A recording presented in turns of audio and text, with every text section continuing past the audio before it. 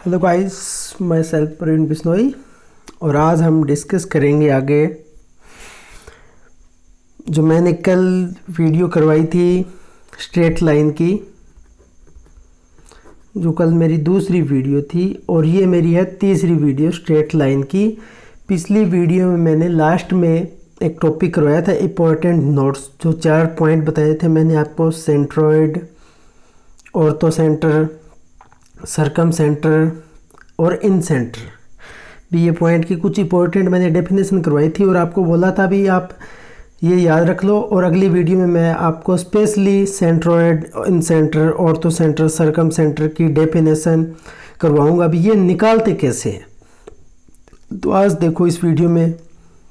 ये टॉपिक तो वैसे तो है ज्योमेट्री का, पर मैं करवा रहा हूँ इसमें स्ट्रेट लाइन में, क्योंकि ज्योमेट्री में 2-3 टॉपिक है वो ज़्यादा इंपॉर्टेंट है नहीं, इनमें ही सही आता है सेंट्रोइड और एक वो एरिया निकालना होता है। मैं वो आपको इसी में करवा देता हूँ थर्ड पार्ट में स्ट्रेट लाइन के। तो सबसे पहले देखो सेंट्रोइड क्या होता है। सेंट्रोइड की डेफिनेशन देखो, it is intersection point of median of side of triangle. भी हमारे पास क्या है, इंटरसेक्शन होगा क्या, मीडियन किसका, साइड की, ट्रेंगल की साइड में जो हमें मीडियन मिड पॉइंट क्या है खींचेंगे और जो वहाँ पे इंटरसेक्शन करेंगे ना, वो पॉइंट क्या कहलाएगा, सेंट्रोइड। जैसे हमने क्या ले ली, ए बी और सी। ए से हमने इस पॉइंट का मीडियन निकाला, ये दोनों बीच का इनका मिड पॉइंट निकाल लिया डी, और ये लाइन खींच दी। इसी तरह बी से इसका मिड पॉइंट निकाल लिया और ये लाइन खींच दी। और इसी तरह एक ये, और ये कट करिए किस पे, एक इंटरसेक्शन है जी पे, और ये किस रेशियो में कट करती है, 2:1, 2:1, 2:1 में। और ये पॉइंट जी क्या है, कहलाएगा सेंट्रोइड। और इसको निकालेंगे कैसे, जैसे हमारे पास दे रखा है ए के वर्टेक्स दे रखे हैं बी के और सी के। ए के क्या दे रखे हैं, x1 y1, बी के क्या x2 y2, इसी तरह सी के क्या है x3 y3। तो सेंट्रोइड निकालने का फार्मूला क्या होता है, x1 + x2 + x3/3, y1 + y2 + y3/3 है। तो ये पॉइंट भी सेंट्रोइड एक पॉइंट है, वही निकालना है, x और y की वैल्यू निकालनी है हमें। इसी तरह ये x हो गया, फिर ये y हो गया। कोई भी आपको वर्टेक्स दे रखे होंगे और आप क्या निकालोगे, सेंट्रोइड निकाल दोगे। बिल्कुल ईजी है भी। क्या, it is intersection point of median of side. तीनों साइड का मीडियन जहाँ पे कट करता है वो इंटरसेक्शन पॉइंट क्या कहलाएगा, सेंट्रोइड। आगे ये बात अब देखते हैं incentre. It is the intersection point of internal angle bisect of a triangle. भी ट्रेंगल के क्या हो गए हमारे पास, क्या 3 एंगल होते हैं। तीनों एंगल को बीच बीच में से कट कर दो, बराबर साइड में से।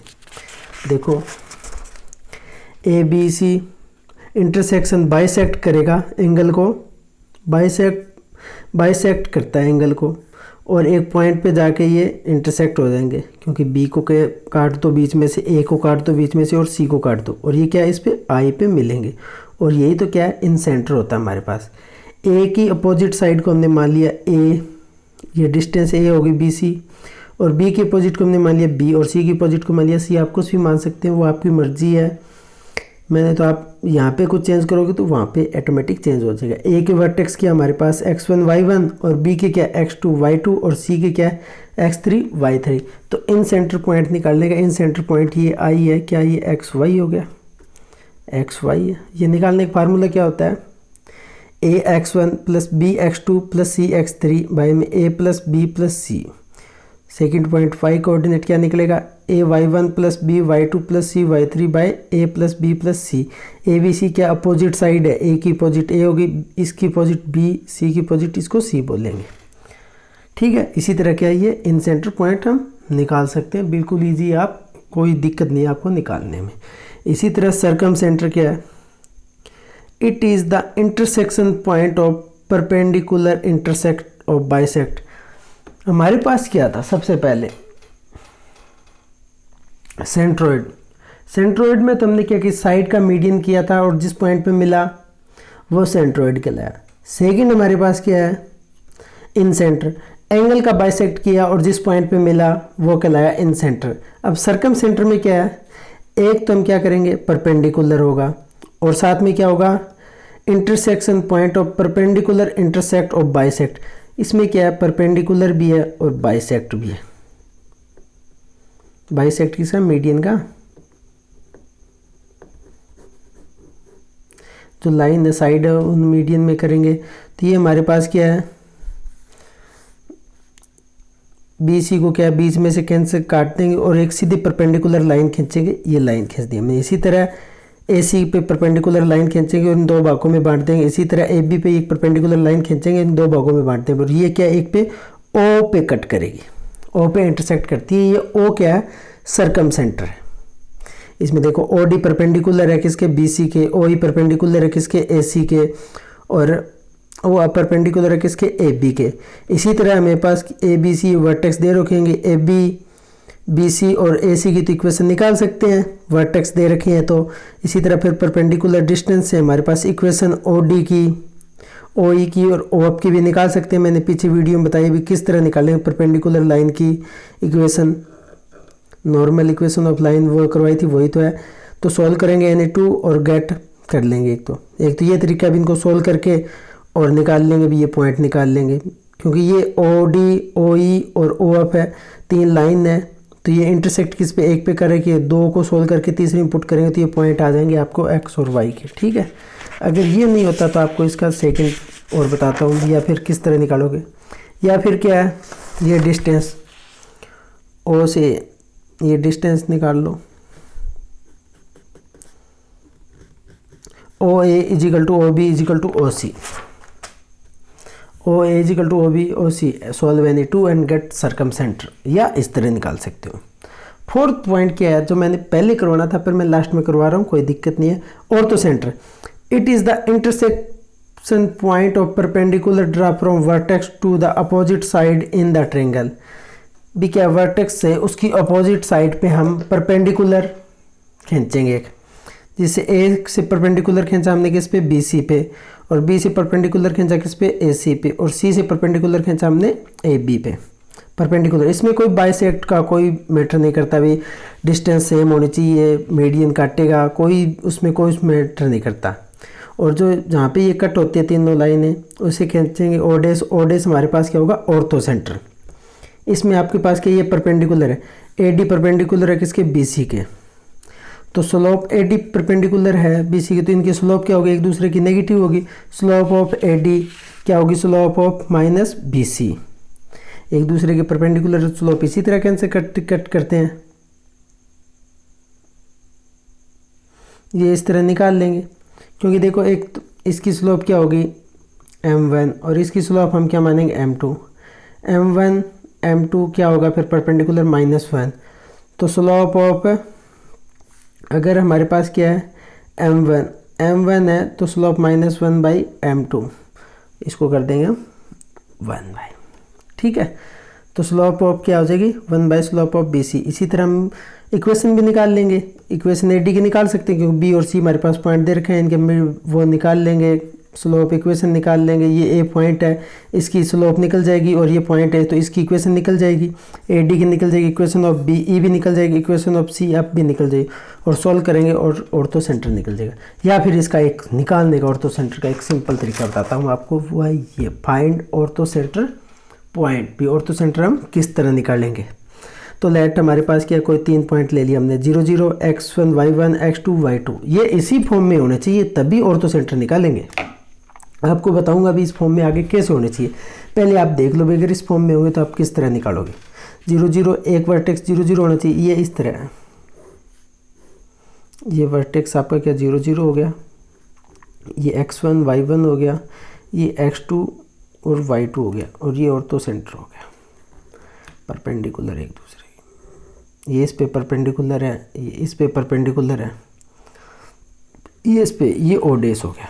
ये ओडेस आपको निकालने का तरीका, अगर 0 0 x1 y1 x2 y2 vertex आपको दे रखे हैं तो लेमडा हमारे पास क्या होगा, सबसे पहले लेमडा निकालेंगे, वो क्या है x1 × x2 plus y1 × y2 bye में x1 y2 minus y1 x2। इस तरह हमारे पास लेमडा निकाल लेंगे और ऑर्थो सेंटर पॉइंट आ जाएगा आपका।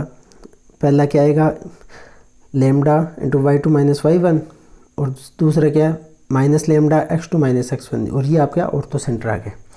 अब आपको ये कन्फ्यूज़न होगी भी ये किस तरह 0 0 लेके चलेंगे, वैसे चलेंगे। आपको ले वो एग्जाम्पल करवाता हूँ, find the ortho centre of triangle 0 0 2 3 और -3 4 ये वर्टेक्स दे रखे हैं, आपको ऑर्थो सेंटर निकालना है।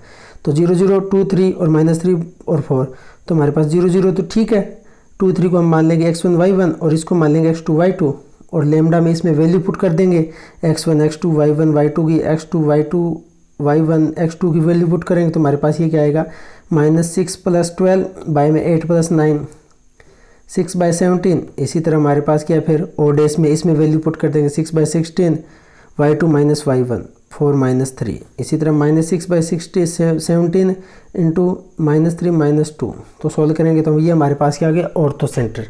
अब आपके दिमाग में याद आएगा क्या पता अगर 0 0 नहीं हो तो फिर 0 0 नहीं है ना, तो फिर हम 0 0 कर लेंगे, उसमें क्या मैटर, बिल्कुल ईजी, कोई दिक्कत नहीं है। Find the ortho centre of triangle with vertex -3 - 2 3 4 और -2 4। देख लो आपकी मर्जी है, किसी को 0 0 कर ले, -3 - 2 3 और 4 -2 और 4। अब हमें 0 0 क्या करेंगे, फर्स्ट को ही कर लेंगे, तो -3 और -2 को 0 0 कब होगा, इसमें क्या 3 और 2 ऐड कर देंगे, ऐड 3 और 2, इसमें एक में तो होगा नहीं, सभी में ही होगा, 3 और 2 ऐड कर लेंगे, ठीक है जी, 0 0 हो जाएगा। इसमें करेंगे तो क्या 6 6 हो जाएगा, इसमें करेंगे तो क्या हो जाएगा 1 और 6, तो इसको तो 0 0 ही मानना है, इसको क्या x1 y1 मान लो, इसको क्या x2 y2 मान लो। फिर हमारे पास लेमडा हमें पता है अभी क्या होता है, x1 x2 + y1 y2 bye में x1 y2 - y1 x2, value put करेंगे तो 6 + 36 बाय 36 - 6 42/30, इसको सोल्व करेंगे तो 7/5। ये आगे हमारे पास क्या है इसकी लेमडा की वैल्यू। तो ये ऑर्थो सेंटर निकालने का क्या फार्मूला होता है हमारे पास, lambda into y2 - y1 minus lambda x2 - x1, तो वैल्यू पुट करेंगे तो इसमें क्या आ जाएगी, ये आगे इसको सोल्व करेंगे तो हमारे पास क्या 0 और 7, ये ओडेस आ गया।